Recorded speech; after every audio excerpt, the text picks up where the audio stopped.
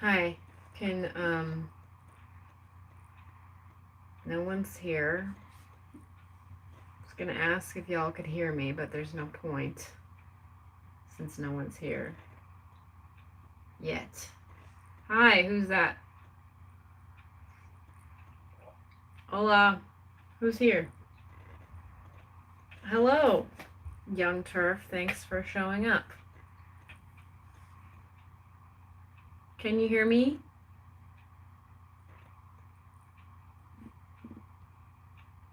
Can y'all hear me?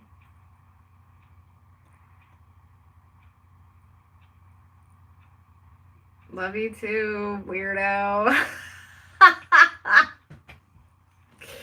Okay, so I'm reading more of Everything Below the Waist by Jennifer Block, and I have the right to read this on camera thanks to the Fair Use Copyright Act of 1976.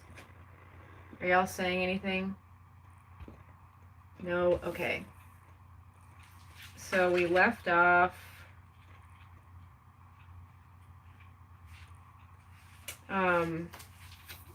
right where we were talking about she was just introducing birth control overall. So let's carry on. Warning, sexual liberator may cause sexual and other dysfunction.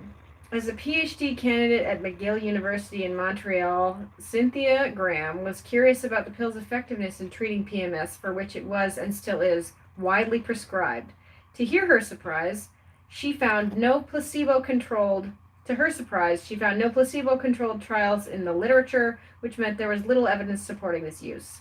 So, a bit ambitiously, I did a placebo-controlled trial using a widely used low-dose hormonal contraceptive, and we looked at mood and looked at hormone levels as well, says Graham, now a professor of sexual and reproductive health at the University of Southampton and a research fellow with the Kinsey Institute.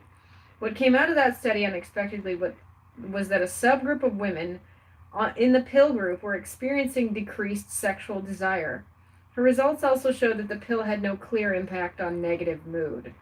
Graham has spent a good portion of her career researching this connection, and there is now consistent evidence, she says, that the pill lowers libido in some women. She won't make an official estimate, but mentions one study that reported 25% and another that reported 12%. There's no doubt it's a minority, she says. If you've ever wondered why we still don't have a male pill, the answer is sexual side effects. Research has shown that manipulating male sex hormones can dampen libido, cause erection trouble, and diminish orgasm. Similar side effects that may manifest in women too, yet most of us are never warned.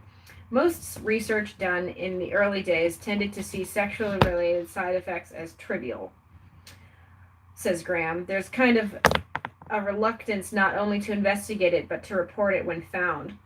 For research in men, however, sexual response was in fact the primary concern. One of the largest studies of a male pill, she tells me, surveyed subjects on 20 different sexual criteria. There's never been a study done like that on the pill. Any decrease in libido is an ironic bummer for a product credited with spurring the sexual revolution. There's still no consensus about why exactly it happens. The suspected reason is that the pill lowers testosterone, the amount of the hormone desire, in two ways. First, it puts the ovaries on hiatus, and the ovaries are a woman's main source of testosterone. The other reason has to do with sex hormone, building globulin, or SHBG. When someone is on the pill, their liver increases production of SHBG to clear excess estrogen from the blood. But SHBG also binds to testosterone, so you're in double jeopardy. Your ovaries are no longer making it, and SHBG is binding to testosterone made by the adrenals. There's nothing physiologically available. Erwin Goldstein, a urologist, told me at a sexual medicine conference. The effect on testosterone explains why the pill is so great at clearing up acne. Okay, one more upside. But it is also the price we pay, he said, because testosterone plays a role in female arousal, lubrication, and general well-being. Goldstein made his career promoting Viagra and working for a parity in sexual dysfunction drugs for women. He's taken in hundreds of thousands of dollars in consulting fees, so he's hardly anti-pharma. Yet he wants a black box warning placed on the pill. When I asked Jerry Lynn Pryor what the most important thing women need to know about the pill's impact, she pointed to the same libido effect. The evidence is pretty clear that there's a decreased interest in sex on the pill, she said. To be clear, this doesn't mean every woman will lose her mojo. The freedom of not worrying about getting pregnant can be a powerful aphrodisiac, and everyone's response is different. Still, the potential for the side effect is there, and it's not the only one. Another big downer, depression. These days, when I meet a patient who complains of flat mood, low libido, weight gain, irritability, and anxiety, one of my first questions is, "Are you on the pill?" Says Kelly Brogan, author of A Mind of Your Own and a functional psychiatrist. A vocal minority of pill users have been complaining for decades that the pill makes them crazy, and in 2016, an enormous study out of Denmark lent powerful credence to previous studies and anecdotal reports. It looked at more than 1 million women and found that hormonal contraception was associated with more diagnoses and treatment of depression. The patch and ring seemed to have a more profound effect than the pill. One of the most striking findings was that the risk of depression was 80% higher for teenagers. What is the mechanism that would cause mood disturbances? In addition to raising levels of SHBG, the pill increases thyroid binding globulin, which means you are essentially driving a hypothyroid state. And that a hyperthyroid state is well documented to include an experience of flat mood, cognitive fuzziness, changes in sleep, changes in appetite, changes in libido, and depression, says Brogan. So remarkably little is known about the physiology of hormonal contraception, says Steve Kushner, a UCLA and Columbia trained psychiatrist now based at a research center in the Netherlands focused on the biology of mental illness. In 2017, he and a group of researchers conducted a series of studies to try to suss out the link between hormonal contraception and mood. They took 3 groups of women, on the pill, on the Mirena IUD, and normally cycling, put them through a stress test, and took hair and blood samples. They were particularly interested in the IUD, which has been marketed as having only localized effects in the uterus and is considered safe for those who don't tolerate systemic hormonal methods. We showed definitively that the hormones released by Mirena have systemic effects, and those effects exist in the brain. Basically, there's a sensitization of the stress response system, Kushner explains. That is, the same way a diabetic becomes resistant to insulin, a person can become resistant to cortisol, which is associated with depression and anxiety. Kushner's work demonstrates that synthetic hormones have effects on the brain, but it still doesn't nail down the mechanism. Julie Holland, also a psychiatrist and author of Moody Bitches, has a theory that disrupting estrogen balance may disrupt the serotonin-dopamine balance. Estrogen and serotonin are yoked in the brain. When one is up, the other is up. When one is down, the other is down, says Holland. The brain is chock full of estrogen receptors, but high serotonin doesn't mean that everything is peaches and cream. There's this thing that happens when people are on a high-dose SSRIs, and that they don't feel anything. They feel numbed out, she says, of drugs like Prozac, because serotonin and dopamine are on opposite sides of a seesaw. So the higher you push on serotonin, the lower the dopamine. And dopamine is what gives you drive and pleasure and reward. She calls estrogen the hormone of accommodation. Hold on, I'm sorry. I have to see if my cat is at the door. BRB.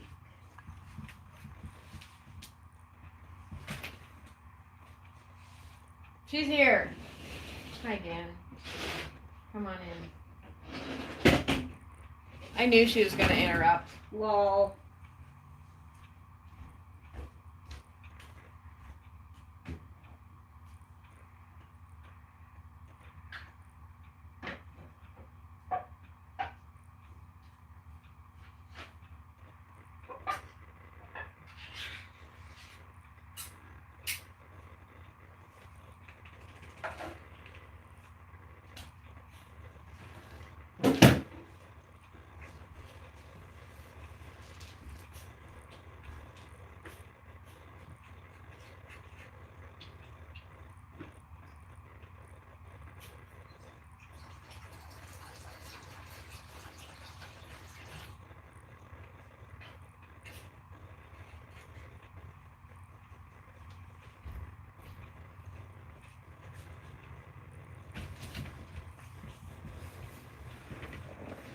Okay, I'm back.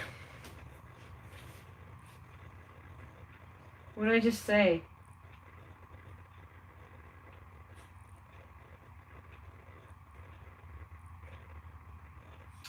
She calls estrogen the hormone of accommodation. After cortisol, it operates like a stress hormone. It calms you down, makes you resilient, which is great when you need to take on a lot without getting overwhelmed.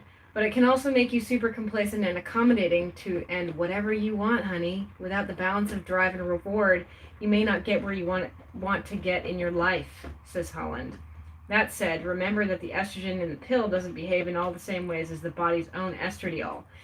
And for women who experience not only depression but anxiety, it would seem that the synthetic hormone is not as accommodating. Meanwhile, natural progesterone can have a sedating effect, which may be one of the reasons why newly pregnant women need so many naps. And synthetic progesterone may be a bigger problem, Holland points out. Women who have progestin-only devices like the implant and depot, do you say it depot or depot? Depot, D-E-P-O, really tend to get depressed, fat, and sleepy.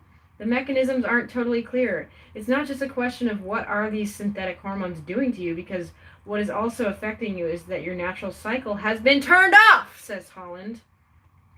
Brogan points out that in addition to causing an endocrine imbalance by design, the pill is associated with inflammation and also inhibits absorption of nutrients like magnesium, selenium, vitamin B6, and folic acid. Folic acid is the preconception vitamin that public health campaigns urge young women to take. The pill Bayaz was Bayer's attempt to remedy the depletion effect by adding folic acid to an oral contraceptive. Micronutrient depletion, at least in the vitamin B realm, has been correlated with risks for depression, says Brogan. At the end of the day, how hormonal contraceptives impact mood isn't easy to tease out, and may have different pathways depending on the person's genetics and epigenetics. To add to the complexity, synthetic hormones produce different metabolites than endogenous hormones, Mars points out, and we don't even know what they all are or what they do. The relationships between sex hormones and brain and mood go beyond our understanding, says Brogan.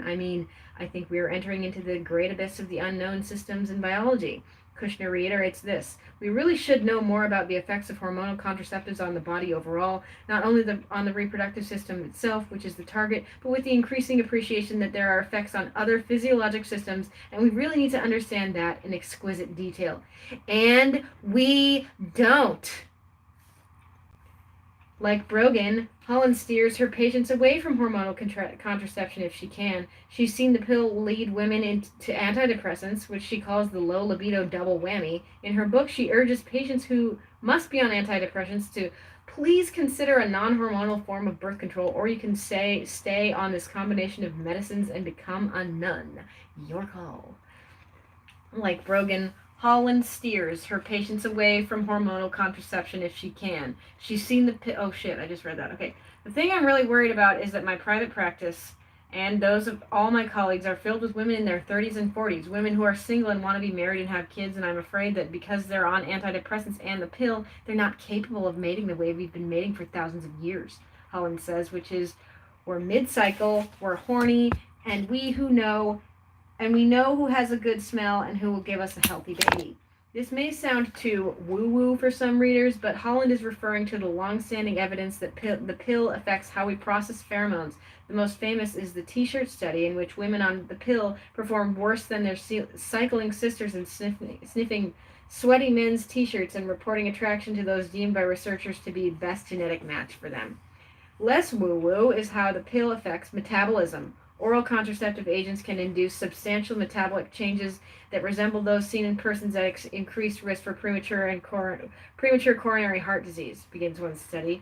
This can mean higher cholesterol, triglycerides, and insulin resistance, and can also mean flab. When the body can't convert glucose to energy, it converts it to fat. A 2009 study took two groups of women to the gym for 10 weeks in a row and gave them trainers who put them through chest presses, leg extensions, arm curls, and crunches. One group was taking oral contraceptives, the other was not. The group on the pill gained 60% less lean muscle and had higher levels of cortisol, the stress hormone, too much of which can lead to glucose intolerance and insulin resistance. A recent study found that women who'd taken the pill were more prone to getting gestational diabetes in pregnancy. Another found that pill use predisposed women to type 2 diabetes in menopause. The relationship between metabolism and the ovaries works in the inverse as well. Insulin resistance inhibits ovulation. If eggs are ripening but not releasing, they form little cysts on the ovaries, hence the diagnosis of polycystic ovarian syndrome, PCOS, discussed further in the next chapter, which often also means an overabundance of androgens, which causes hair growth, acne, and weight gain. More and more, PCOS is being understood as a metabolic problem that manifests as a reproductive problem, not the other way around. The common treatment for PCOS, the pill.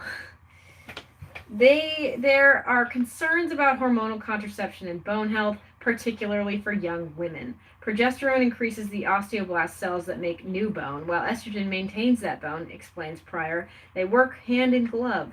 But the progestins in hormonal contraceptives don't behave like progesterone in this regard. Pryor cites 3 large studies that have shown increased fracture risks of 10 to 20% in menopausal women who previously took hormonal contraceptives. Meanwhile, other studies show lower bone density in pill users compared to non-pill users. And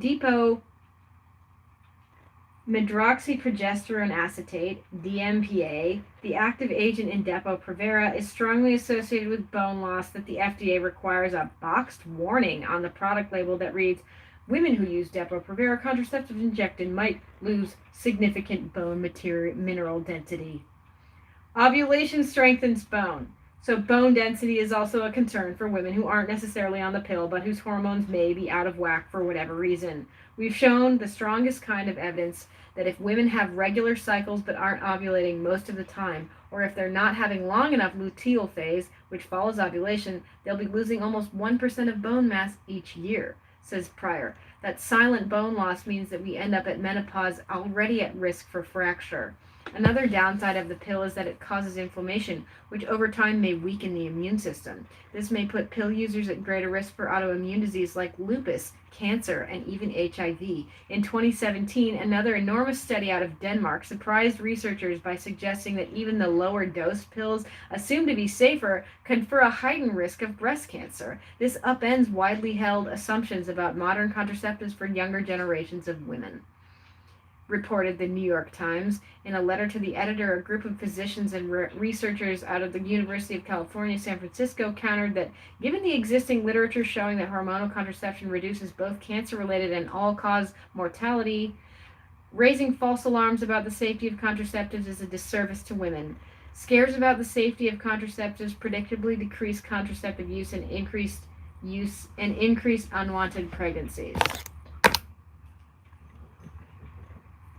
Daniel Grossman and co-authors at the UCSF-based research group Advancing New Standards in Reproductive Health take issue with the Danish study because, he told me, it could simply be measuring the doctor visit effect. Women who are on the pill have more opportunity for diagnosis and treatment of other things. But couldn't this also be said of studies showing a relationship between the pill and lower all-cause mortality? I asked him. It may be that they get more care and get detected earlier. That has not been clearly determined, he said.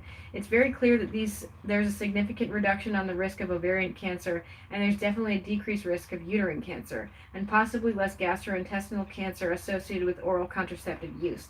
Not that he'd recommend the pill for cancer protection, though he does bring up the theory that perhaps ovulation isn't a good thing. But the point is that the data of the safety of the pill is very, very strong. That's in quotes from that dude. That's Budrag, excuse me. That, of course, depends on what's meant by safety. Pryor points out, there's a lot of hype about the pill decreasing the risk for ovarian cancer, but there is little hype for it increasing the risk of stroke.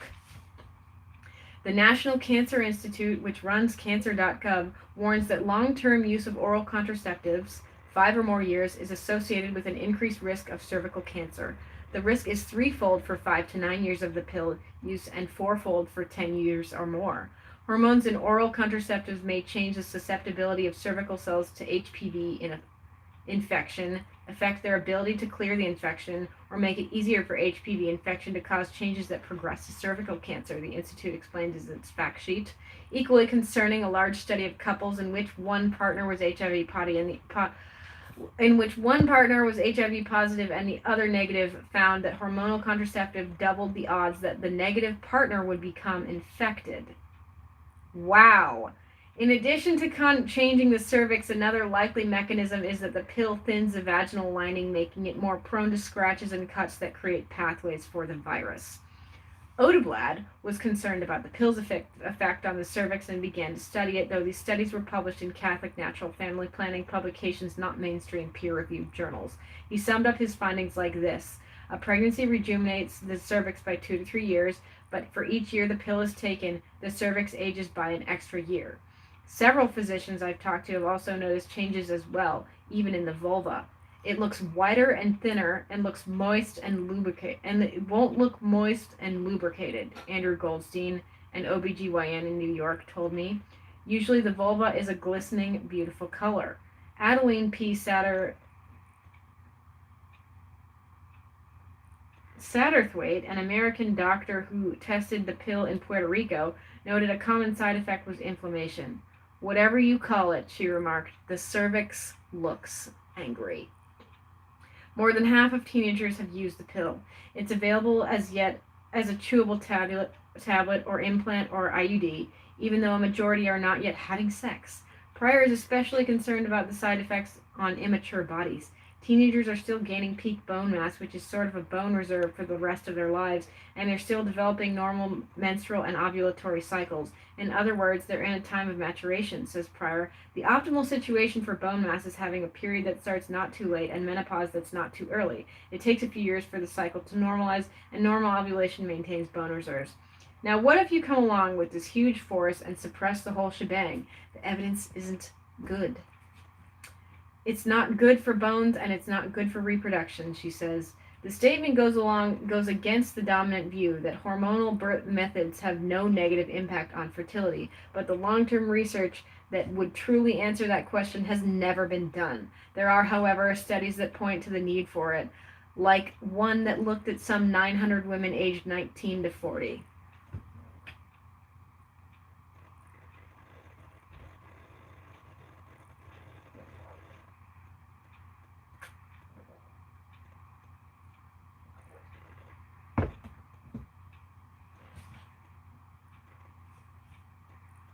The ovaries of those who were taking hormonal contraception were half the size compared to non-users, and they had significantly lower measures of ovarian reserves compared to non-users, a predictor of their ability to conceive.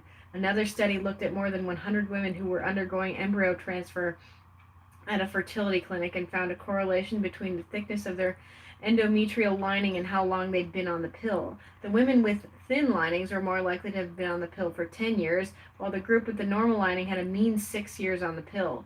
The authors noted that they could find only one previous study examining long-term pill use and fertility, which found no correlation and suggests their findings show previously unidentified side effect, one that may be of importance when counseling women considering long-term contraception. Mars, Pryor, Kushner, and Holland all echo the same concerns. The pill works by disrupting a key endocrine system, the hypothalamic pituitary adrenal axis. That's not a side effect, it's the intention. When you shut down the body's own mechanism and replace it, the gist is all sorts of things going wrong, says Mars. Not the same things to the same degree in every woman. That depends on genetics and epigenetics. But it explains why a drug intended to affect the reproductive organs winds up affecting all sorts of other systems.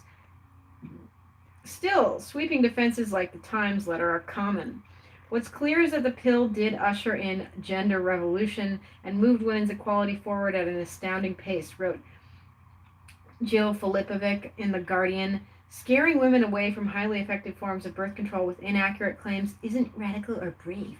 In Slate, Jenna Groves argued that the birth control scare story is its own magazine genre. Even the 2005 edition of Our Bodies Ourselves,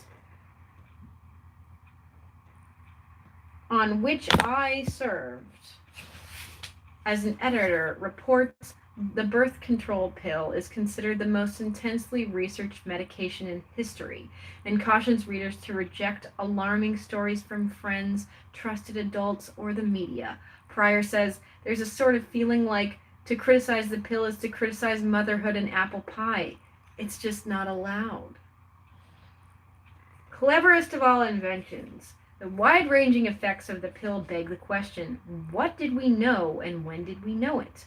In 1970, Wisconsin liberal Senator Gaylord Nelson called for congressional hearings into the pill's safety after he was handed a copy of Barbara Seaman's book, The Doctor's Case Against the Pill. The most famous thing about the closed-door Nelson pill hearings is that a group of feminist activists stormed them, loudly protesting the lack of first-hand testimony from women. All the presenters were male physicians, some consultants to pharma. The women shouted things like, "Why isn't there a male pill? Why have 10 million women been used as guinea pigs? We will no longer tolerate intimidation by white-collared gods antiseptically directing our lives." They were dramatically carried out by guards. Seaman later wrote that the action became the Boston Tea Party of women's health. The women who met there went on to found the National Women's Health Network. The other upshot was that an informational package insert would be included in every pill pack and all drugs from that point forward. But that insert was heavily redacted, only mentioning the risk of blood clots, which was significant. With the help of Senator Bernie Sanders' office, Chandler Mars obtained thousands of pages of transcripts from the hearings and, with research assistance, delved in. The risk of blood clotting and lodging in the lungs, pulmonary embolism, or blocking an artery to the brain, stroke, seems to be the stickiest in our collective memory, but those white-coated gods had actually testified about much more: metabolic disturbances in cases of the pill, users developing diabetes, its impact on cancer in animal studies, delayed fertility and increased rates of miscarriage, stillbirth and birth defects, the effects on the immune system, and even how it made women more susceptible to sexually transmitted infections.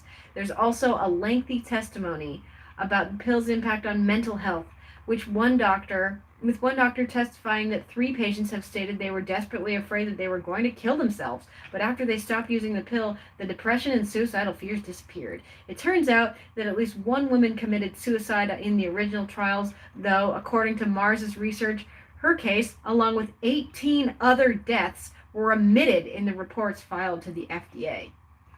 Of course, the pill that was tested on about 800 women in Puerto Rico.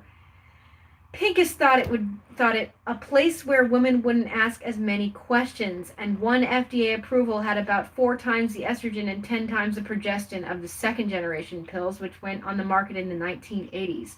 That evolution decreased the number of blood clots and allowed women a certain level of comfort that the pill was low dose. Still, even today, a good 60% of women who try hormonal contraceptives quit within the first 6 months because of side effects, and another 30% will try up to 5 different brands for the same reason. As Mars and other researchers have pointed out, dozens upon dozens of brands on the market suggest an abundance of choice, but from a pharmacological standpoint, not much has changed in hormonal contraceptive technology over the last half-century.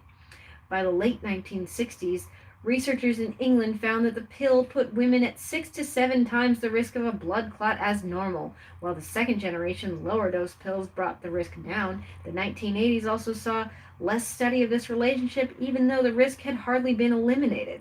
Then came the so-called third generation of pills, which were even lower in dosage, the theory being they would lower the risk even further. Instead, they did the opposite. A World Health Organization study published in 1995 found that they had doubled the risk of the previous generation's pill, with many more studies confirming this finding.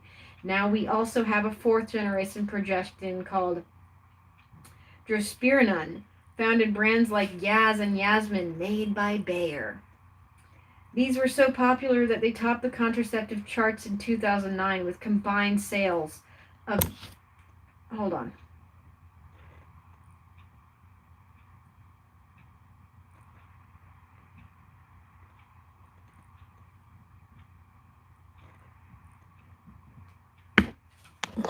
Okay. These were so popular that they topped the contraceptive charts in 2009 with combined sales of $1.78 billion, yet studies have shown that drospirenone puts women at the highest risk of blood clots since Enovid came on the market. Bayer reportedly spent more than $2 billion settling lawsuits in the following years, all while denying any flaws in the product. NuvaRing and the implants Nexplanon and Implanon, which all contain the third generation progestins, are also higher risk than the pill of the 1980s. More than 230 deaths associated with NuvaRing have been reported to the FDA, and 77 deaths associated with the implants. The FDA has received nearly 100,000 official adverse event reports related to the hormonal IUDs Mirena, Skyla, Liletta, and Kylena, including 132 deaths.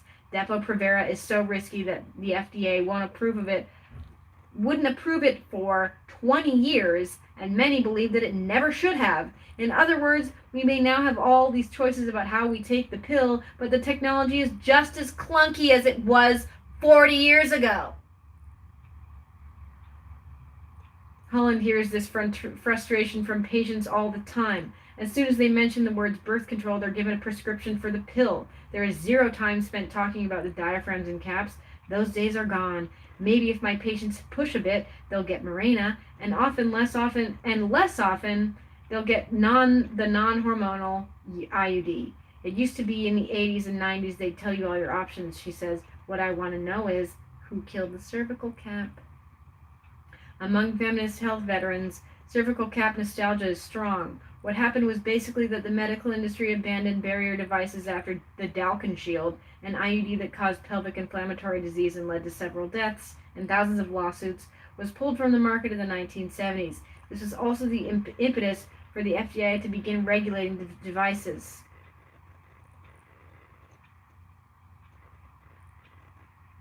With industry spooked, feminist health centers took over to fill the market void, obtaining investigational device exemptions, that is, permission from the FDA to run trials.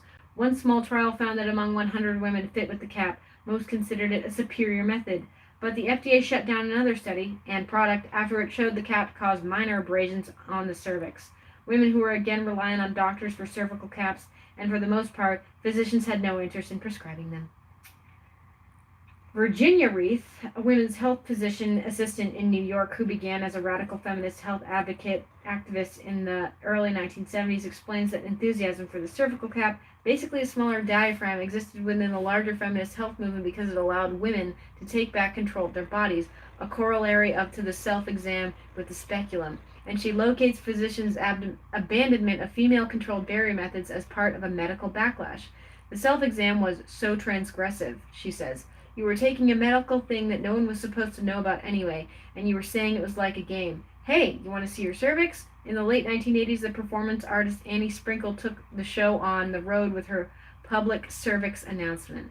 Reith, for her part, was an art student at Bard in 1971 when she learned how to do it from Lolly Hirsch and her daughter Jean, activists who learned from Carol Downer and went to found the Monthly Extract, an irregular periodical. Reith brought it back into her consciousness-raising group.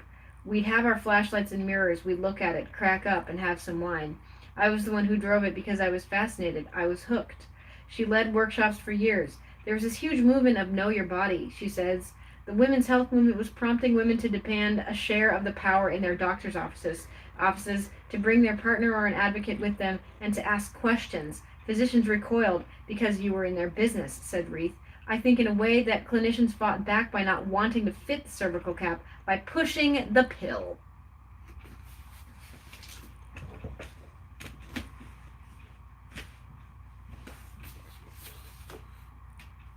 By the late 1970s, the cervical cap renaissance was over, and by 2002, fewer than 1% of women had ever used it. In 2016, it reemerged as the silicone fem cap, though it is not exactly taking the market by storm. So nobody killed it, but the mainstream medical field never championed it either, even after women changed the specialty's demographic.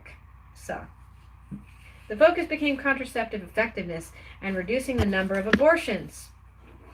Reith points out that the diaphragms with backup abortions are safer than the more effective contraceptives, the pill or the IUD. Not every woman is comfortable with that, and there are certainly other downsides to the cap, like having to fumble with insertion and spermicide. But at the same time, not every woman wants to trade safety for effectiveness. For the feminist health-minded, the pill was a mixed bag. For the mainstream, it was revolutionary and remains so. It's magic. A trick of science that managed to, in one fell swoop, to wipe away centuries of female oppression, wrote Vanessa Gregoriadis in New York Magazine on the pill's 50th anniversary, the advent of the pill, probably more than any other event, has enabled women the world over to prevent or delay pregnancy and, in doing so, to complete our educations, choose our careers, and create more egalitarian relationships. Wrote the authors of the 2005 edition of Our Bodies, Ourselves. Every morning of the month, you push a little tablet through the foil. Cleverest of all inventions, better than a condom or a coil, sings feminist rocker Tracy Thorn. When the pill was approved, abortion was illegal and dangerous. Contraception was only legal if you were married and your doctor would prescribe it. It wasn't even easy to get information about basic female biology. Perhaps then the pill deserved its pedestal. But today, many women don't even take it for sexual liberation. They take it for pimples. As historian Elaine Tyler May put it, without the political and cultural upheavals of the last 50 years, particularly those brought about by the feminist movement, the pill would have just been one more contraceptive, more effective and convenient than those that came before it, but not revolutionary. If anything is nudging the pill off its pedestal, it's the IUD, more effective than the little tablet. It can outlast a president's term in office. Indeed, one lasting legacy of the pill has been the shift in focus to long-acting reversible contraceptives, shorthand LARCs. Long-acting reversible contraceptive is LARC. These include hormonal IUDs and implants, products that decrease the potential for user error, and now the American College of Obstetricians and Gynecologists and even the American Academy of Pediatrics recommend them as first-line methods, even for adolescents. In the United States, the primary users of LARCs and long-lasting but less reversible Depo-Provera are low-income women of color. Another legacy is that international communities push to spread this concept to the resource-poor women with Depo in particular, now in a self-injectable form called Cyanopress, both made by Pfizer. This complicates the idea of international aid when DMPA is associated with so many negative health effects, and there's evidence suggesting it makes women more prone to contracting HIV. It also contradicts the world's evolution on sexual rights. DMPA is the same type of hormone, not the same dosage, but the same type of hormone exactly that's used to treat male sex offenders to dampen their sexual interest, says Cynthia Graham. Yet it's really being pushed a lot now, particularly for young women. Margaret Sanger wanted magic, but what we have is reality. Messy, complicated reality. Because, of course, the pill is not just a pill. It's control, independence, power, equality, sexual freedom. It's progress. In 2019, in the United States of America, women are still fighting for all of it.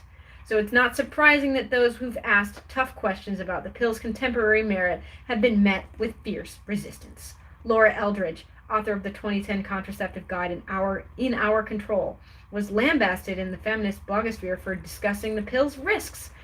A direct disciple of Barbara Seaman, Eldridge dared to point out that the lack of serious examination of the pill has created an environment where women live with the life-disrupting side effects for decades, unaware that a large consumer health movement has been asking questions about the dangers of hormonal birth control or hormonal contraception for the past 4 to 5 decades. Blindly worshiping at the church of the magic bullet is never the best thing for female consumers. Eldridge's life work is trying to scare women. Eldridge's life work is trying to scare women about the birth control pill, wrote Amanda Marcotte. I'm going to say that again. Can you hold on a moment, please?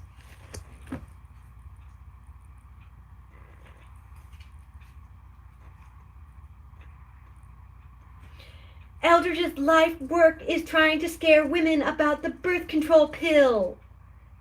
Eldridge's life work is trying to scare women about the birth control pill, wrote Amanda Marcotte in her prominent blog shortly after In Our Control was published.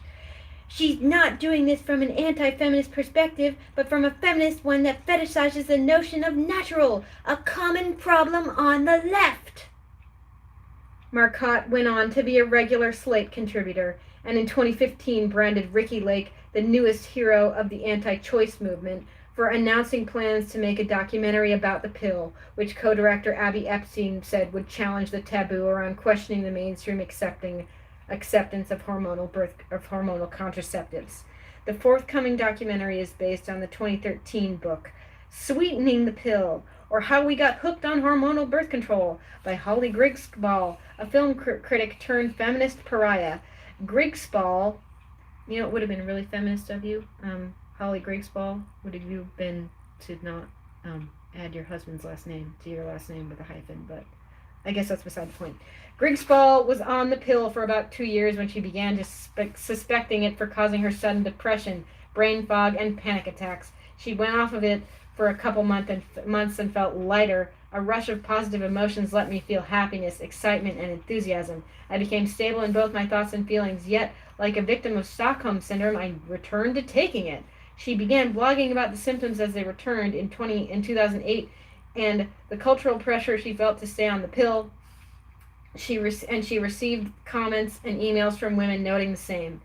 In the book, she conveys her own and other women's negative experiences and poses a broader question.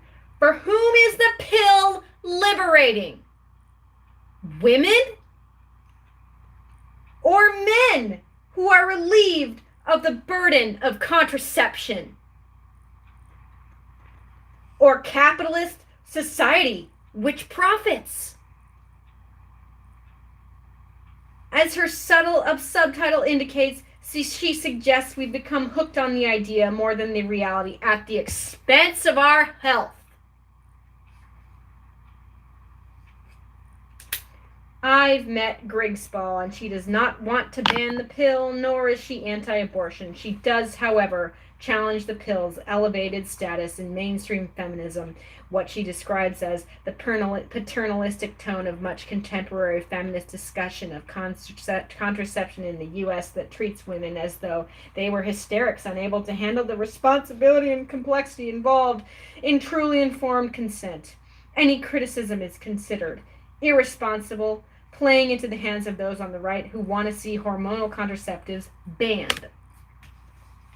Needless to say, her book did not open a dialogue. Instead, reviews of Sweetening the Pill were scathing. Some amounted to a willful character assassination, in Griggsball's words. In Slate, Lindsay Byerstein wrote, "Sexists have been trying to reduce women to incubators since time immemorial, but recently some self-proclaimed feminists have jumped on the bandwagon, arguing that true liberation means being left alone to experience feminine bodily functions like ovulation, childbirth, and breastfeeding in all their natural glory," adding, "A feminism based on the fetishization of bodily function is no feminism at all."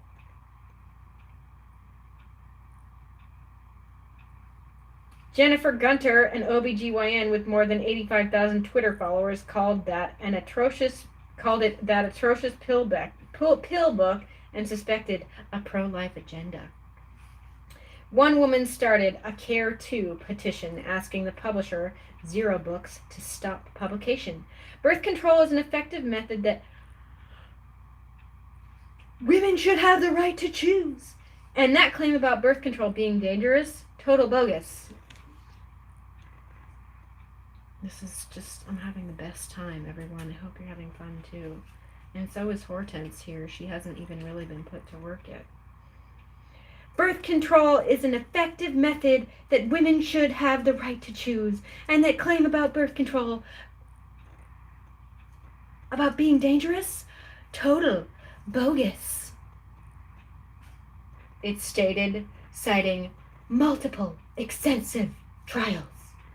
The petition nearly met its goal of 7,000 signatures. The book had its shortcomings, but Griggsball's big point was that we should be having more honest conversation about the pill. I'd add that we should also be having an honest conversation about why it's been so difficult to have this conversation.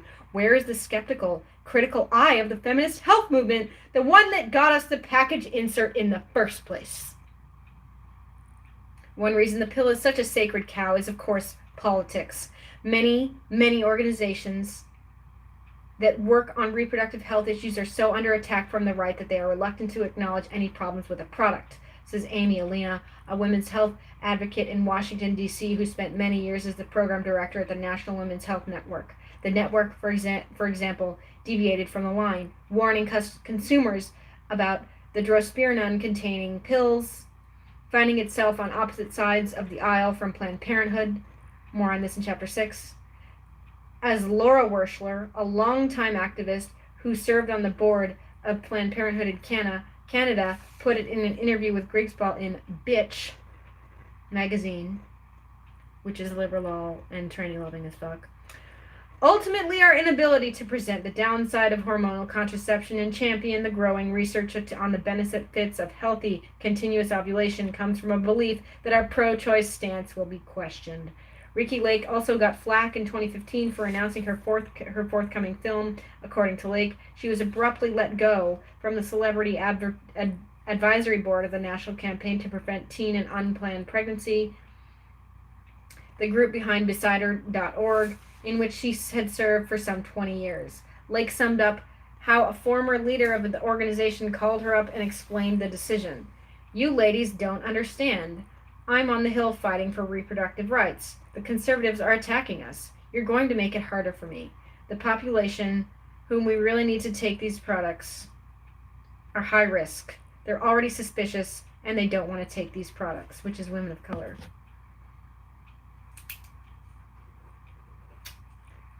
Merck, Johnson & Johnson, Wyeth, and Pfizer were all contributors to the campaign, which has since been rebranded as Power to Decide. Meanwhile, on the medical side, the leadership wants gold standard evidence before it will address negative side effects, a double-blind randomized controlled trial to prove each and every one. Jenny Higgins, an associate professor of gender and women's studies at the University of Wisconsin and a leading contraceptive researcher, told me that she came up against this in co-authoring a chapter of Contraceptive Technology, the Bible of the Field, with a physician colleague, and wanting to include a line about there being very good quality studies that show the hit to libido. Every time I tried to put in a sentence like that into our chapter, my co-author wasn't comfortable with it. The chapter walked the conservative line, Higgins said, of "we need more data." Similarly, clinicians typically tisk DIY methods, although around 1/3 of women at some point rely on withdrawal, and the dirty little secret is that it's a smidgen less effective than the male condom. Higgins has authored several papers on this subject. Fertility awareness-based methods, when women chart their temperatures and cervical fluid to pinpoint their fertile days and act accordingly, are similarly far more effective than people in the public health community or medical community give them credit for, Higgins says, or generally the media. In a 2013 Guardian piece, author Hadley Freeman skewered a friend who gave up approved methods for fertility tracking and withdrawal, a combo Freeman equated with using no method at all and voodoo. Among clinicians, the focus is on effectiveness as so perceived, and the most effective methods tend to be the technologies with the least amount of involvement from the woman herself, those which are inserted, implanted, or injected by professionals. We are trained to want to prevent unwanted pregnancy and prevent disease. We're not taught to sexually liberate our patients, says Higgins.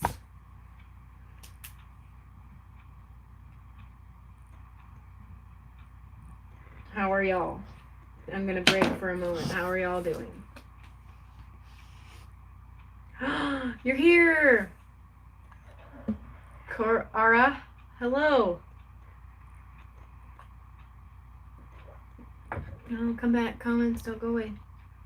Most of the time, even the pill does not work for women, and women still get pregnant on the pill. Yes. It was never for women to be liberated. It was strictly for men, so the men could have their sexual revolution without any consequences to the women they had sex with. Yes.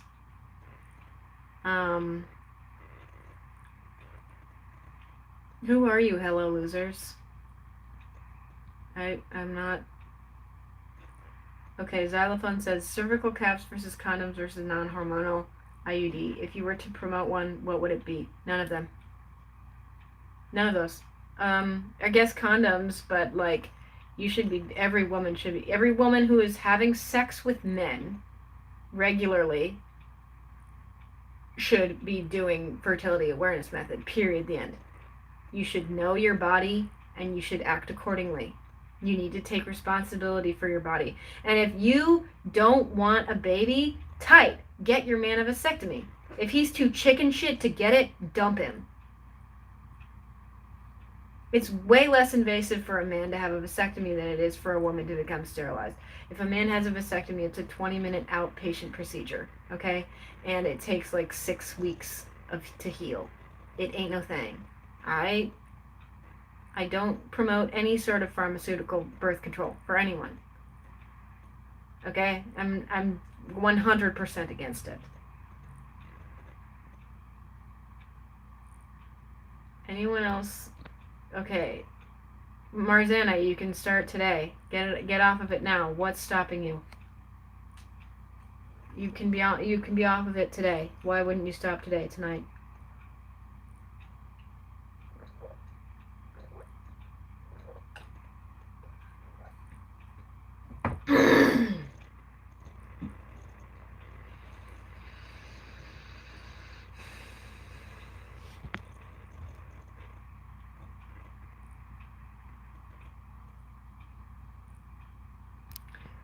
New fellow says it's pretty ironic that women are taking so many contraceptives in the age of men who are only interested in rough anal. Yeah, it's called pornography and it's a disease.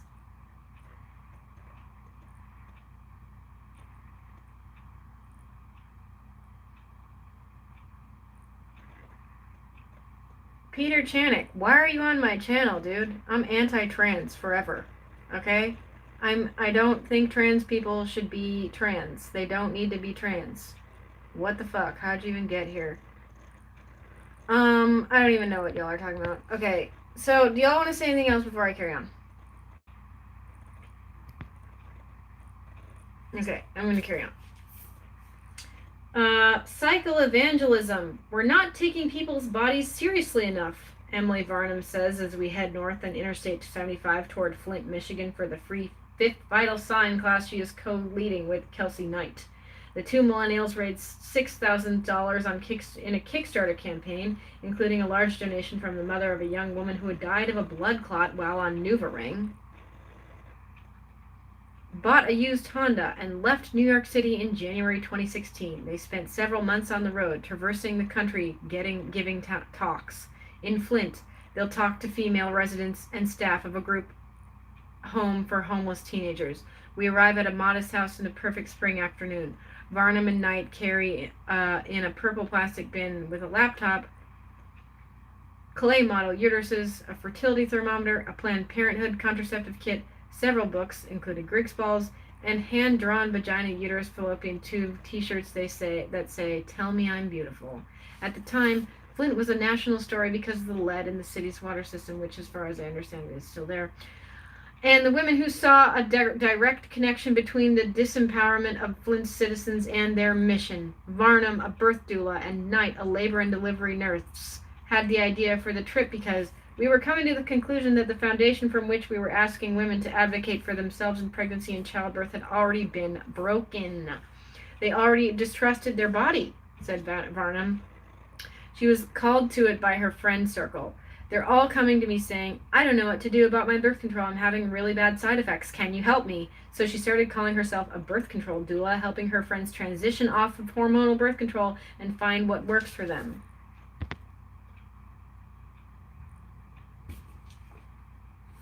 On their website is a picture of the two women side by side in jeans, pointing to their groin with the same two fingers you'd use to take a pulse. The gesture is meant to communicate that the menstrual cycle is as much a vital sign as the heartbeat or temperature, that is a proxy for women's health overall, an idea that is spreading. Even the American College of Obstetricians and Gynecologists has called for its members to consider the menstrual cycle as an additional vital sign. In their presentation, Varnum and Knight explained the cycle with excitement and reverence, especially the cervical fluid part. Cervical fluid extends the fertile window, Varnum says in her British lilt, showing a PowerPoint slide with a dozen pictures of cervices at various points, oozing blood or milky fluid or just shiny and pink. Every one of us would be such a miracle if we didn't have cervical fluid to keep a sperm alive. We already are miracles, of course, but the egg is only viable for 24 hours, as she points out. Drawing directly from Odeblad's work, the women report that the egg whites are pH matched to the sperm and also contain snacks in the form of sugars so the sperm can keep swimming for days before the egg is released. We don't talk enough about cervical fluid, says Varnum, but we talk about sperm all the time. We think cervical fluid deserves respect and awe. After a slide showing how the cervix becomes softer and pulls up higher around ovulation, another more subtle sign of fertility, they name the practice of tracking all this knowledge the fertility awareness method, FAM. Fertility awareness can be just about you, a journey with yourself, said Varnum. It can also be birth control. Knight talks about perfect use versus typical use stress rates. The way methods are categorized by researchers. Sometimes this is also expressed as a method failure versus user failure. For example, if you know how to put on a condom, check the expiration date, and don't try to reuse one, you're a perfect user. If the condom breaks, the failure will be purely mechanical. The rate is 2%. Perfect use effectiveness of FAM is estimated at 99.5%. I'm going to read that again. Perfect use effectiveness of FAM is estimated at 99.5%. That's practically 100%. That is 0.5, 1/2 of 1% away from 100% effectiveness. There are at least a dozen fertility awareness-based methods, as they are called by researchers, and each uses one or more criteria, e.g. charting cervical fluid temperature and its own rules to determine the fertile window. Users may add a barrier method during that time. This makes it challenging to estimate effectiveness. A recent systematic review of more than 50 studies found typical use rates as low as 2 pregnancies per 100 women during a year and as high as 33 pregnancies per 100 users in a year. With perfect use, the rate of pregnancy was often under 5%. The authors of one of the larger studies remarked that it is comparable to the method of effectiveness of modern contraceptive methods like oral contraceptives. Natural Cycles, a fertility tracking app as a contraceptive medical device approved as a contraceptive medical device by the FDA in 2018, claims its data show a typical use failure rate of about 7 pregnancies per year per 100 users. Varnum returns to the idea of tracking the cycle as a health tool, a form of listening to the body. She gives the example of one woman who discovered she had a thyroid problem because her temperature remained low all month, and another who learned she was miscarrying because she saw her steady high pregnant temperature take a dive, and another who detected early cervical cancer before a pap smear because she was spotting outside her period. Listening to women is a central tenet of feminism. And tonight, Varnum, Grigsball, and others, fertility awareness is so inherently feminist. As a form of birth control, it's cost-free, side effect-free, and more equitable because it requires communication between partners, shared decision-making, if you will. When I first started teaching fertility awareness, 95% of students wanted this for birth control. Tony Weschler, an author of the FAM Bible, Taking Charge of Your Fertility, told me, I actually think I have that book. There was such a demand, such a hunger for something that didn't wreak havoc on the female body, that didn't cause women to deal with side effects and ramifications of other drugs. And women were fed up with having sole responsibility for birth control. When they realize they're the ones who are rarely fertile and that men are fertile every day, it changes the whole equation. In Flint, hi Danny, hi. She wants to go outside. Hold on. Let's go. Go on. Come on. Let's go. BRB.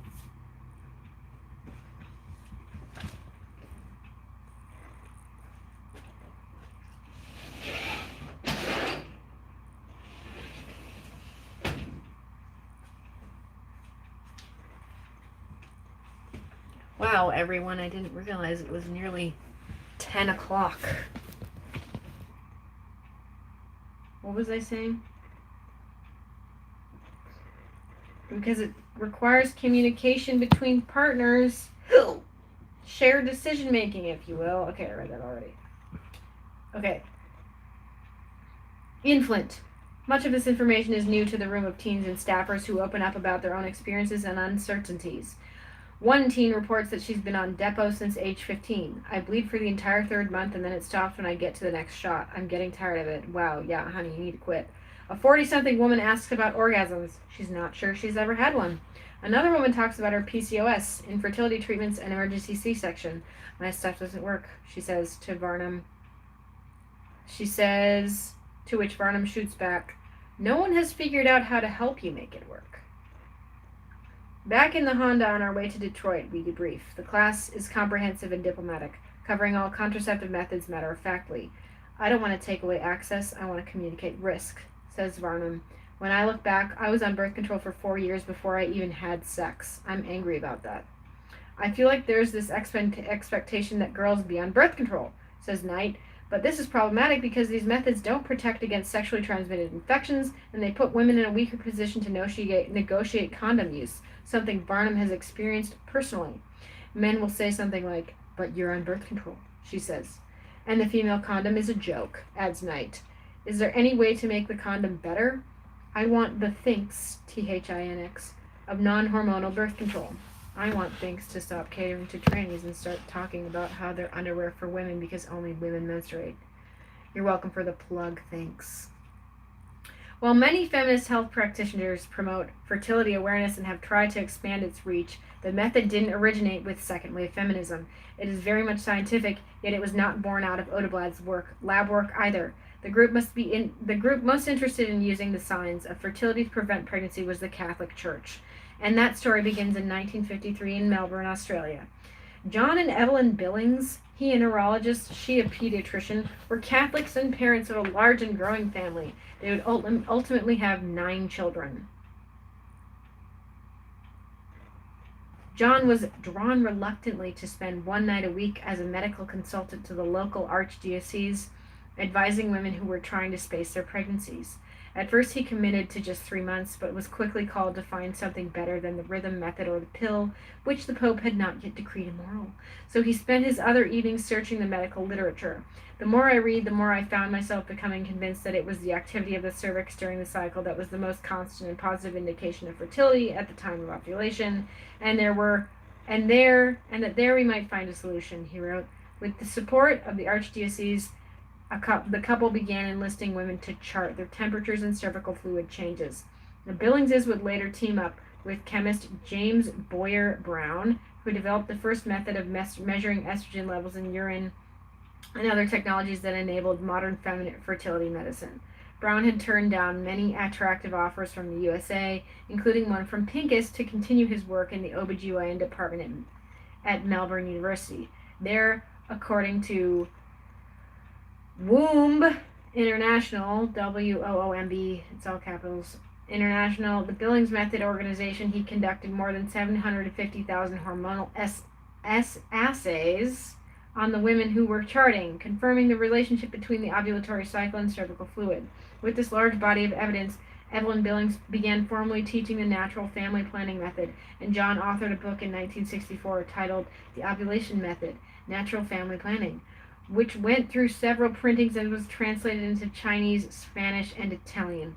In 1977, Eric Odeblad crossed paths with the Billingses while giving a lecture to veterinarians in Sydney. It's not until this moment that the Swedish scientist learned his work had a very practical application. Women can tell whether they are near ovulation, depending on which type of mucus they have, which means they can calculate when they are fertile.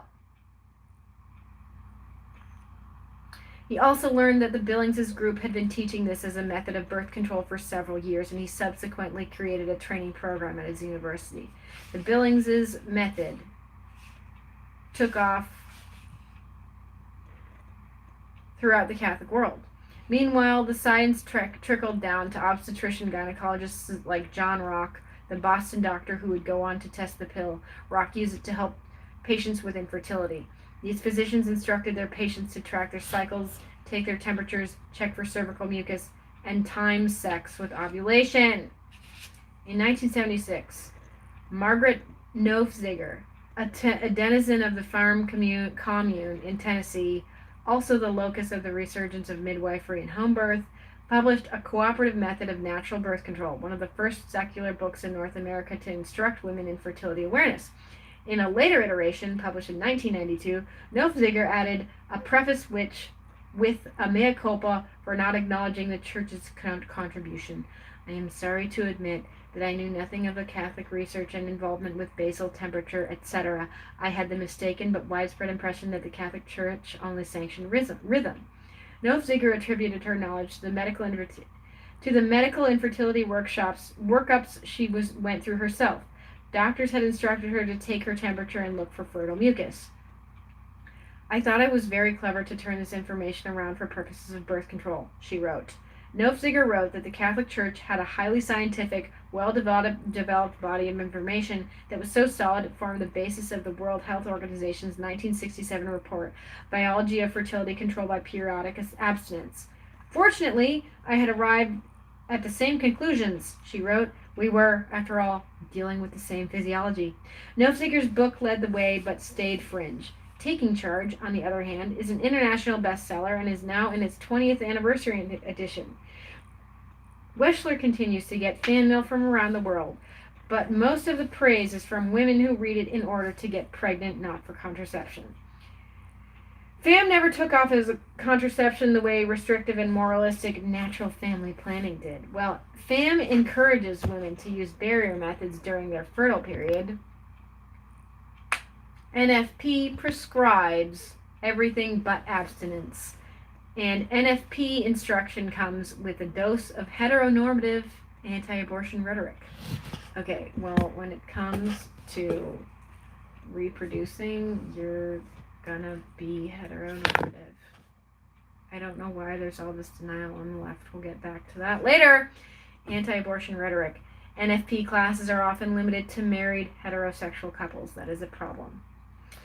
The Billings' research also led to the protocols behind the restorative reproductive medicine, which uses women's charts as diagnostic source and personalizes hormone treatment to try to restore the cycle. More on this in Chapter 2. Billings claims 50,000 teachers in China alone. For some perspective, we have fewer than 35,000 obstetricians in the United States and a presence in 100 countries. An American competitor, the Couple to Couple League, has more than 1,000 instructors in the United States. Also under NFP umbrella is the Creighton model, developed by Catholic physician Thomas Hilders, who also pioneered a restorative reproductive medicine called natural procreative, NAPRO technology. A couple can learn Creighton as one of 300 fertility care trademark centers of America. In the late 80s, Weschler told me, feminist American FAM instructors created the Fertility Awareness Network and held a conference each year. There were 8 members. One of these members was Geraldine Matus, who trained with Creighton. I was kicked out, she told me, and founded Justice in 1988 as the first systemized secular method of fertility awareness. But she encountered feminist resistance to body literacy when she would give lectures to local college students and brought up the downsides of the pill. I was considered a Catholic demon who was trying to destroy feminism. I literally had things thrown at me, she said, but something in me knew there was an absolute truth onto how this would empower women. I know how it empowered me. Our bodies, ourselves, was a major step forward, but even this amazing source paid scant attention to FAM's intentional initial development and validation, even though it had begun to gain a sizable number of adherents in Europe as early as the 1960s, wrote Weschler. In 1999, New Mexico-based feminist writer Katie Singer documented her search for a FAM class. In many areas, Catholic organizations seem to provide the method's only teachers, she wrote. This has changed in recent years as organizations like Justice in Toronto and Grace of the Moon in Washington offer online training for fertility awareness educators, and the Association of Fertility Awareness Professionals is now standardizing instruction. Matus told me she's seen 50% more enrollment each year in recent years, likely because of the internet and social media. The knowledge inspires the fervor to share it. I wanted to stop women on the street. Do you know what your body does between periods? Weschler told me. The learning curve poses a barrier to entry. Any fertility awareness method based based method requires someone who's motivated and can afford to either take classes or read a book, but it may also be a perceived one. Clinicians may unconsciously draw on their own basis and assume a person lacks the discipline or intelligence to use the method. A midwife who works part-time at a Planned Parenthood told me it feels good to send clients home with the pill or an IUD. Sending them home with a course pamphlet may feel like not doing enough. The method also requires sexual agency, and clinicians are often faced with clients who lack it. Amy Willen, a nurse midwife who works in a nonprofit clinic in Chicago's West Side, tells me many of the women she sees have little power to negotiate when sex happens. Obviously, there are better things than hormonal birth control. There's healthy relationships, there's tracking your cycle. She says, I can't undo centuries of oppression in 15 minutes, but I can give her something that will help her not come back pregnant in 6 weeks. Willen agrees that in this context, hormonal contraception is a method of harm reduction, not exactly empowerment. On the other hand, knowledge can lead to power. These methods, by definition, aren't going to be effective if women can't negotiate intercourse. But that doesn't mean you shouldn't tell them about it, says Rachel Pergallo-Urrutia, an OBGYN and lead author of the systematic review of fertility awareness-based methods mentioned above. We can have all kinds of ideas about what's good for the public health and space and population control, but it's really not appropriate for us to put that on our patients. Okay, I am going to stop there. Oh, Jesus. Okay, I'm not going to stop there because... Why aren't y'all saying anything? Are y'all just really not saying anything right now? Okay, I'm not going to stop there because there's only like 2 or 3 pages left until next chapter. So, then I'll stop. Okay, Lisa Hendrickson Jack. What is with women and these hyphenated last names? It is so annoying. Lisa Hendrickson Jack has interviewed more than 100 experts on her Fertility Friday podcast and is also a FAM educator based in Toronto. There's a general concept that everybody should know, which is that a woman is not fertile all the time, that there is only a specific window in her menstrual cycle when she is capable of getting pregnant, and if she learns to identify when that is, she can use it to prevent pregnancy. She tells me, most women don't have the most basic knowledge about their menstrual cycle, and every woman who learns it says they wish they would have learned this in junior high. They wish someone would have taught them. Mucho gusto. In one of the more memorable podcasts, Hendrickson Jack interviewed Laura Werschler, and they discussed ideological resistance to the method. Werschler had strong words for that camp. If you're a doctor who serves women, if you're a nurse who works in a sexual health clinic, if you're a healthcare provider or counselor in any way, and you're not acknowledging FAM, then you're not doing your job, you're not pro-choice sexual, and you're not a pro-choice sexual and reproductive health advocate. You're not. I would argue you're a piece of shit, but that's not written in this book. It seems strange and worth examining why FAM struggles for feminist cred. I think part of the reason FAM is not available everywhere and not in every textbook is because of where it came from, meaning the church, says Hendrickson-Jack. The people who've dismissed it on the grounds also don't believe it works. They don't understand the science behind fertility awareness. Even though it's fucking simple. Okay. Geraldine Matus, who also has a doctorate in psychology, believes that there's something more fundamental at work, that even feminists have internalized a patriarchal framing of medical technology in which we look to it for power over nature. And so we embrace the pill and dismiss the natural, even if that means interfering with our health. In our intention to get our bodies out of the patriarchy, we've actually put upon ourselves the same injuries because we're trying to control our bodies rather than living in harmony with nature, she says. You have to recognize what the pill meant for people and what it has done for the world, says Hendrickson-Jack. I'm not anti-pill from a philosophical standpoint. I don't think that women shouldn't have access to birth control, she adds. What I do advocate for is full and complete understanding, full disclosure, and informed consent, and a more nuanced approach to health. If you go to the doctor's office with menstrual pain, you get the pill. If you go with a problematic cycle, you get the pill. Nobody's asking, why do you have pain? Why do you have acne? What are the underlying factors? Women are not being served fully by this ideology, she says. FAM's limited acceptance could also be just a question of branding. Men get the discrete words semen or seminal fluid for their distinctly mucosal ejaculate, and also the perfectly fine word ejaculate. But women get mucus, ever so slightly preferable to the medical militaristic horror of discharge, which Weschler calls the D word. Yeah, side note, discharge is like if you have a yeast infection or bacterial vaginosis or something serious, that's discharge. But mucus is normal.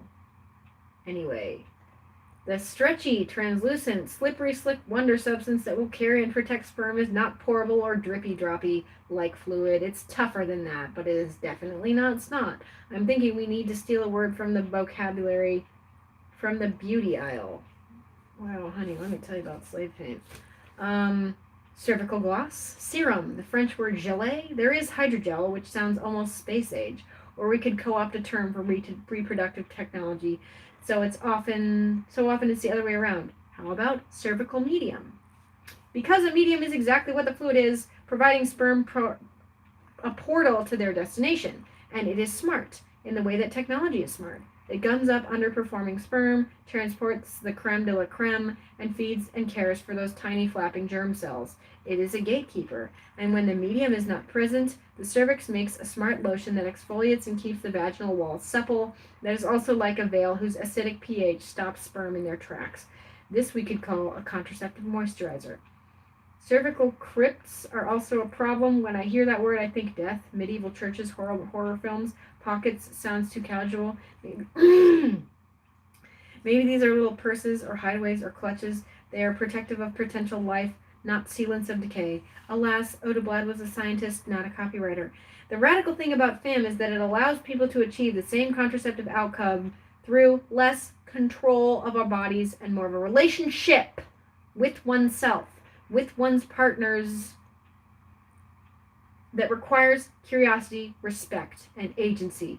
Women can learn to distinguish the lotion from the gelée. We've all taken our temperature, and now dozens of apps make it simple to chart, prompting you daily to record whether your fluid is dry, egg white, creamy, or atypical, data that will be shared with the app's developer, of course.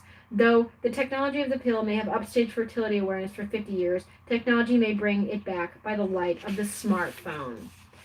Okay. I want to say real quick, these couple pages a minute ago where we were, look at all my notes here. She was saying how women don't always have agency in having sex with their husbands or boyfriends or whoever the fuck. That's called rape, okay? A woman who has no say in whether or not her man will have sex with her, that's rape.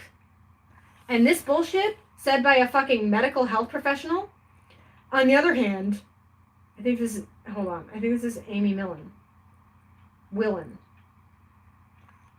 Okay. On the other hand, knowledge can lead to power. These methods, by definition, aren't going to be effective if women can't negotiate intercourse, which is rape!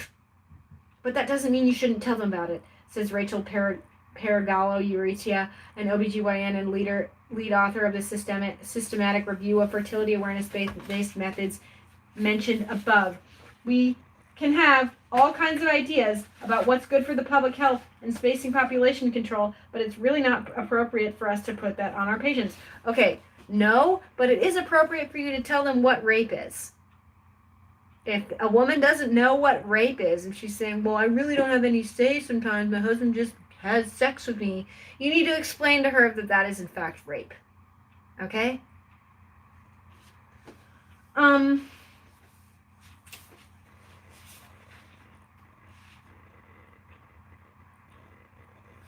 I just want to say this, because I already know a lot of the stuff that's in here because I care. This is a great shot. Woo! This isn't going to be the thumbnail, but this ought to be the thumbnail. I already know a lot of the stuff that's in here. I already had suspicion, and she's only confirming a lot of the things that I've already said in some other videos. And what I want to say about that is I'm Interested, obviously, in women's health.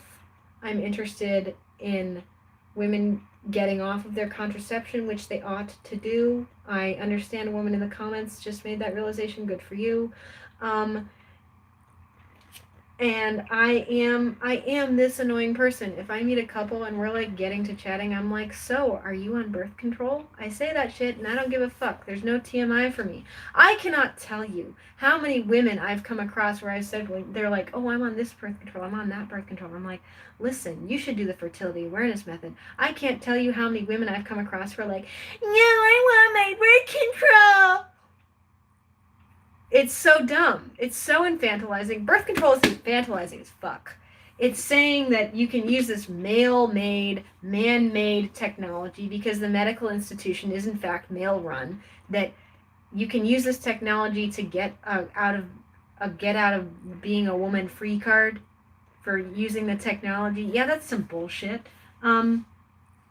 I underline this line, that even feminists have internalized a patriarchal framing of medical technology in which we look to it for power over nature. Yeah, that's true. And that's what these women who are like, I like my birth control, Leah. I'm too lazy to learn fertility awareness methods. Are doing. Is that they've internalized this bullshit that you absolutely need birth control. You absolutely need to be on birth control in order to avoid pregnancy. That's not true. And you know what? The fact of the matter is that birth control is ineffective. I cannot tell you, I cannot count on all my hands and toes how many women I've known personally who became pregnant while on birth control, including me. Okay? You get pregnant while on birth control because it fails, or you fail with the birth control. Birth control increases the demand for abortion. It increases this fight happening between hospitals, Planned Parenthood, whoever the fuck, okay? It creates that dynamic. And they love birth control. I wrote something else. Hold on. Okay. Birth control is a commodity. $178 billion? Yo, that's a fucking commodity. I am not a commodity. I'm not going to consume birth control like being a woman is a commodity, and that's what birth control does. That's what it creates. That's the mindset it creates, that a woman is a commodity who ought to be controlled by means of birth control. Fuck that shit. Okay, women also a lot of women need to stop having sex with men. If you are needing to be on birth control, if you're too lazy as fuck to learn fertility awareness, don't have sex with men.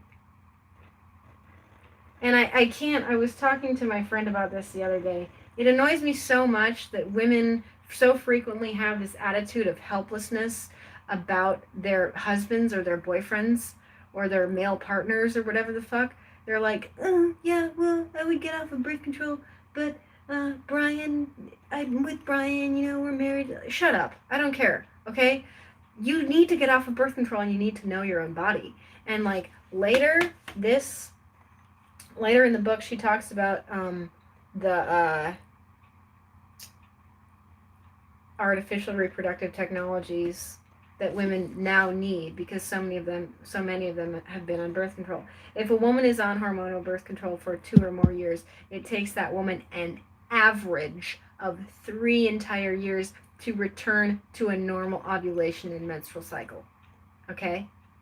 To return to a normal cycle. And so what happens is all these women who have been on birth control for years and years and years and years get married, get off of it, and then they're surprised that they're not getting pregnant right away, and then they think they're infertile, and then they seek reproductive technology to become pregnant. What a mind fuck, right? So was there anything else I wanted to say? I haven't even read your comments. Who's commenting? Yes, my darling, I planned it, Young Turf. I don't know you, decrepit crescendo.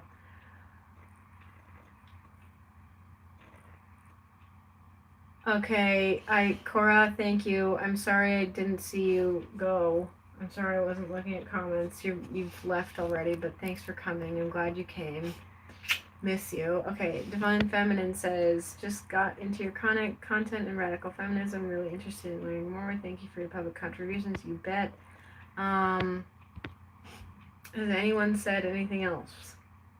Do y'all want me to reread any part of this? I feel like there was more I wanted to say. Just look through here.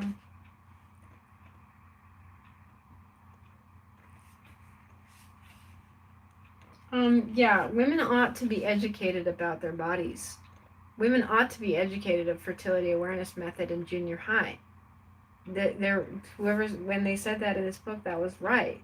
Like, they should be educated about that in junior high, because there's no excuse for any woman not to understand how her body works. And birth control takes that away. Instead of saying, well, here's how ovulation works, they say, oh, just have a pill. Oh, just have the IUD. Oh, just have this birth control. That we're going to test on women of color as our guinea pigs. The fuck? That shit dumb. Okay, are we... Let me just see if I wrote anything else down, if there's anything else I wanted to talk about.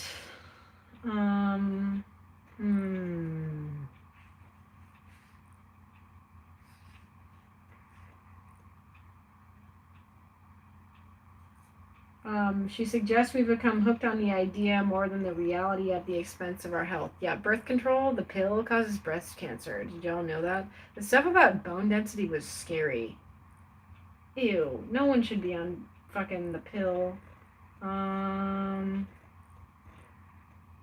know, birth control is... I already said it's infantilizing. Okay. Okay, have I said everything I need to say? Probs. Just going through where I read just now. Okay, can't wait for the section on reproductive technologies. I have so much to say on this. I have no idea where to start. Man-made technology that literally obliterates women. Yes, thank you. That is exactly what it is. Actually, what I was going to say, and I thought of this the other day. I don't really remember why, but all of this medical shit, just in this particular instance, okay, about birth control, about women giving birth in hospitals, that's a little bit not the same thing, about artificial reproductive technology, about all these technological advancements from hospitals having to do with women's health. Some people would argue that they're playing God. And I thought of this the other day, and I feel so clever for having done so. A lot of the times when someone says playing God, especially in this context, what they're really saying is playing woman. Man plays woman. Man imitates woman. Instead of explaining to a woman, instead of spelling out to a woman, showing a woman how she menstruates and how she ovulates, a man plays woman and creates the pill. A man, do you see what I'm saying here? Is that women create life. Women are in charge of creating life. And when men think that they can do that, which they never can, they're imitating us. And it's fucking embarrassing because y'all know that men are mutants and spoodrags. Okay, is that everything that needs to be said? Y'all aren't commenting, so I think I'm going to head out. But thank you for coming. Thanks, Divine Feminine. I'm so glad you're here. Yeah, I am going to press stop shortly, unless y'all want to say bye to me. Okay, bye, good night. Thank you for coming, everyone. See you next time. Do the next chapter of this, okay? Bye.